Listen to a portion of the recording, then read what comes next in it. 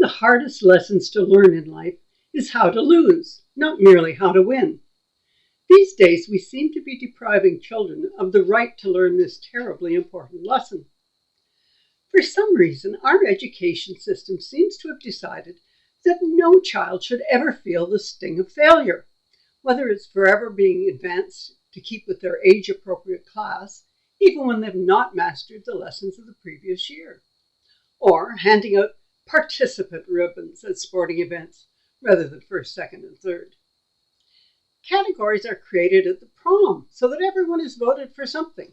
Best friend, best organizer, best singer, best treats, best dancer, best lunchmate, best, well, you name it, and someone got it.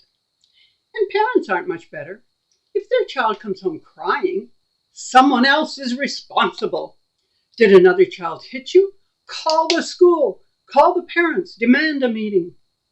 Did the teacher criticize your homework? Demand a firing. Did the best friend go off with someone else? Demand counseling, and then retribution. At least, that's how it seems from the outside. Somehow, if we could eliminate winning and losing, all would be well. Competitiveness seems to have become a bad word. And yet, how can we succeed in a world where other people, other nations embrace it? I just don't know. A few bruises from trying, a few knocks from failing, are a small price to pay for learning how to succeed. And how can you learn to ride a bike or ski or climb to a treehouse without a few bandages or a scar or two to wear as the badges of your pathway to success? I do know that sports are a great grounding for mental health, and at their best, they're very competitive in the most positive of ways. You admire and seek to emulate the very best in the field, and their example encourages and drives you on when you fail. Sure, you may never be a Wayne Gretzky and play in the NHL, but a great alternative is being the very best you can be on your school team, or the Little League, or the group that gets together Saturday on the local rink and then brags about both failures and successes over a beer.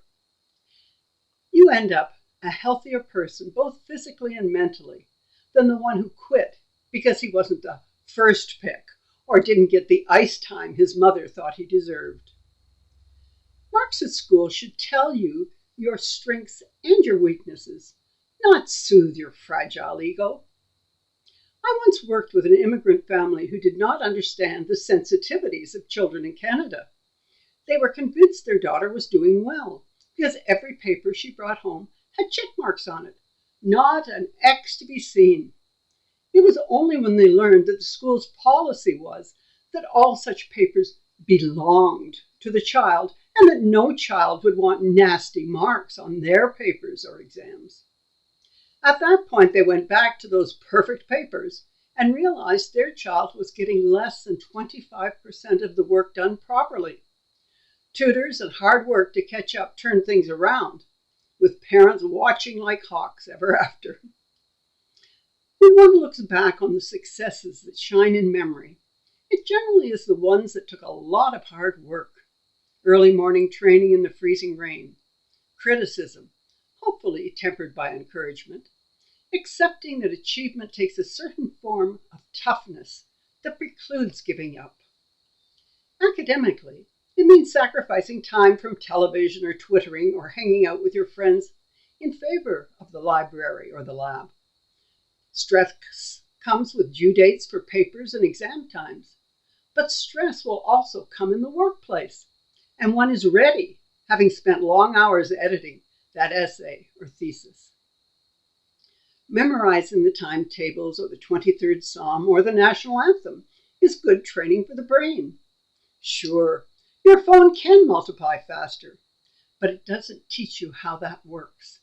And have you ever preferred cash at the checkout and watched the teenager try to work out what change to give you? How does one succeed if one doesn't try?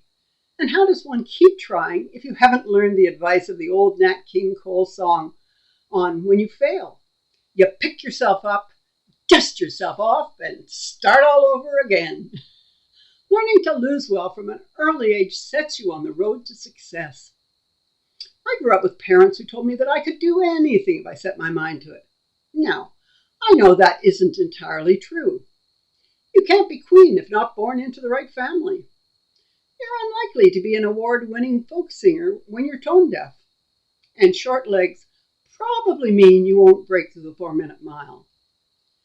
But with hard work and determination, coupled with a touch of realism, means just about any dream can be realized if enough time and energy are devoted to it. The other side of learning from losing is learning how to win well. Hard work and good fortune got you there. Yet successful winning is not merely crossing the finishing line first. It's what you do after that counts. Winning without arrogance, overcomplacency, or boasting is what determines whether one truly is a star or merely got lucky that day. The Invictus Games uses sports to facilitate healing for wounded service people. Sports literally saves lives, according to veterans. While the physical piece to sports is clearly crucial, the mental aspects of the healing process is extraordinary. Sports thereby ensuring that the physical damage of war does not mean the end of winning and losing and all of life's triumphs. Sports is more than a great way to learn both to win and to lose. It teaches you how to be part of a team. It teaches that you did not achieve that success alone. There were your coaches, your teammates, the cheerleaders, your opponents, dad who drove you to early morning practices, mother who scheduled family time around your games, the friends who cheered you on, and the alumni that paid for the bus to the championship games. Learning these lessons teaches you to worry about others succeeding and not just yourself. Tools that stand you in good stead in business, family, and every other endeavor. Jesus was a great coach. He didn't set up just one successor. He brought together a team. And then he sent the team off to grow other teams and leagues and how to champion each individual they met along the way. And yes, they faced challenges, successes, and failures. But what a team they created.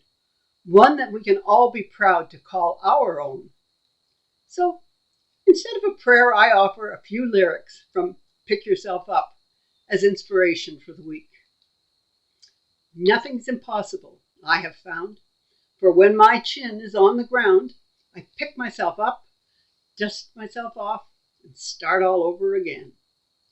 Work like a soul inspired until the battle of the day is won. After all, that is all that the good Lord asks of us, and we pray for his help and prodding so that when we slip and fall, we will get up and get going again. So may it be. Amen.